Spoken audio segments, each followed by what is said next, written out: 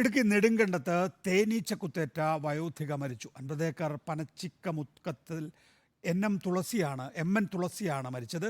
ഇന്നലെ വീടിൻ്റെ സമീപം ഉണ്ടായിരുന്ന തേനീച്ചക്കൂട് പരുന്തു കൊത്തി താഴെയിടുകയായിരുന്നു.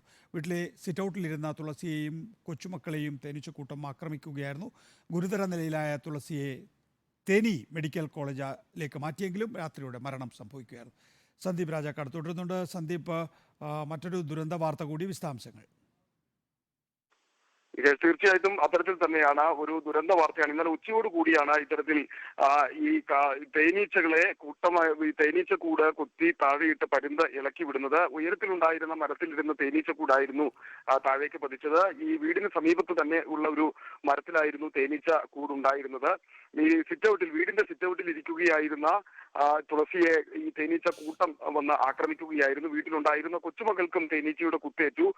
അവിടെ നിന്നും വളരെ വേഗത്തിൽ തന്നെ നെടുങ്കണ്ടത്തെ താലൂക്ക് ആശുപത്രിയിലേക്ക് എത്തിച്ചെങ്കിൽ പോലും നില ഗുരുതരമായതിനെ തുടർന്ന് തേനി മെഡിക്കൽ കോളേജിലേക്ക് മാറ്റുകയായിരുന്നു. എന്നാൽ തേനി മെഡിക്കൽ കോളേജിൽ ചികിത്സയിലിരിക്കെയാണ് മരണം സംഭവിച്ചിരിക്കുന്നത്.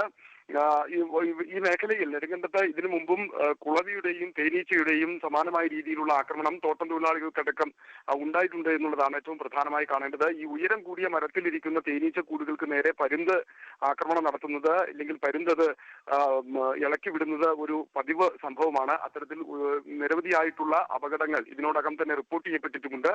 അതിൽ ഏറ്റവും ഒടുവിലത്തെ ഒരു സംഭവമാണ്, ഒരാളുടെ മരണത്തിനിടയാക്കിയ സംഭവമാണ് ഈ നെടുങ്കണ്ടത്ത് ഇപ്പോൾ റിപ്പോർട്ട് ചെയ്യപ്പെട്ടിരിക്കുന്നത്. എന്തായിരുന്നാലും 85 വയസ്സുള്ള 50 ഏക്കർ പനിച്ചമുക്കത്തിൽ എൻ എം തുളസിയാണ് ഇപ്പോൾ മരണപ്പെട്ടിരിക്കുന്നത്.